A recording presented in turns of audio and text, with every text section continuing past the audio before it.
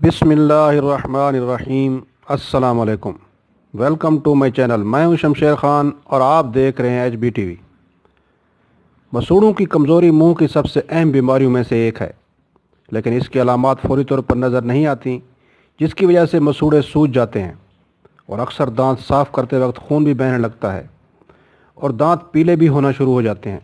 इसकी बीमारी की वजह से इंसान ठीक तरह से खाना भी नहीं खा सकता, क्योंकि मसूड़ों ने ही दांतों को पकड़ा होता है।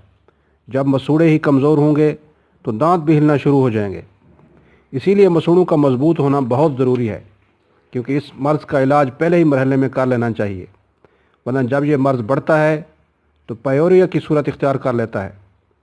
दोस्तों, अगर आप ये रेमेडी बनाकर इस्तेमाल करते हैं तो इसके दो फ़वाद तो लाजमी ही होंगे। एक ये कि आपके मसूड़ों को मजबूत करेगी और दूसरा आपके दांत चमकेंगे। तो दोस्तों, रेमेडी बताने से पहले आपसे एक छोटी सी रिक्वेस्ट है कि प्लीज़ मेरे चैनल को सब्सक्राइब करें और साथ में लगी बेल आइकन को लाजमी दबा दें, ताकि आपको हर नई आने वाली वीडियो बर वक्त पहुँच सके। तो दोस्तों, चलो शुरू करते हैं। इसमें सबसे पहले अनार के फूल लेने हैं। उन्हें गुले अनार भी कहते हैं। किसी भी हर्बल शॉप से आपको बआसानी मिल जाएंगे। मसूड़ों की सेहत के हवाले से इससे बेहतर कोई चीज़ नहीं। इससे आपके मसूड़े मजबूत भी होंगे, दांतों पर ठंडा गर्म लगने का मसला भी हल होगा, अगर दांत हिलते हैं तो वो भी मजबूत होंगे।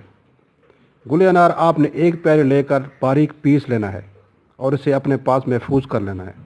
उसके बाद आपने एक खाली प्याली लेनी है और उसमें 1 चाय का चम्मच पिसे हुए गुले अनार और हाफ़ चाय का चम्मच तिलों का तेल, जो आपको हर्बल की शॉप से मिल जाएगा, डाल देना है और इसको आपस में अच्छी तरह मिक्स कर लेना है।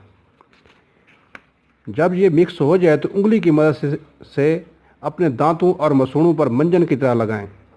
1 से 2 मिनट तक मलते रहें, फिर सादा पानी से कुल्ली कर लें। 2 से 3 दिन के इस्तेमाल से आप अपने मसूड़ों और दांतों में वाज़ेह फ़र्क देखेंगे। आपके मसूड़े मजबूत हो जाएंगे, दांत हिलना भी बंद हो जाएंगे, ठंडा गर्म लगने की शिकायत भी दूर होगी और दांतों पर सफ़ेदी भी आएगी। आप इसे ज़रूर ट्राई करें। वीडियो अच्छी लगे तो लाइक और शेयर ज़रूर करें और कमेंट सेक्शन में अपनी राय का इजहार ज़रूर करें। Thanks for watching. अल्लाह हाफ़िज़।